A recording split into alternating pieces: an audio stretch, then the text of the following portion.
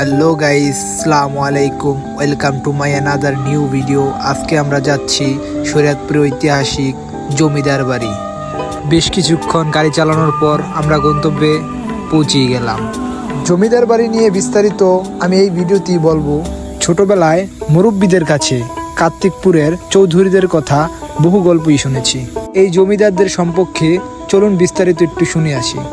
মুঘলদের বিরুদ্ধে কেদার রায় চতুর্থ ও শেষ যুদ্ধের নবম দিবসে কেদার রায় আহত অবস্থায় মুঘলদের কাছে বন্দী হন। পরবর্তীতে মৃত্যুবরণ করেন। বিক্রমপুরের স্বাধীনতা অক্ষুণ্ণ রাখতে কেদার রায়ের স্ত্রী নেতৃত্বে যুদ্ধ চালিয়ে যান।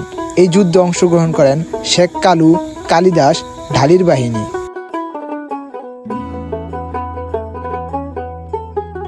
ভিডিওতে যে রং করা বাড়িটি দেখতে পাচ্ছেন, এটাই হচ্ছে জমিদারের বাড়ি।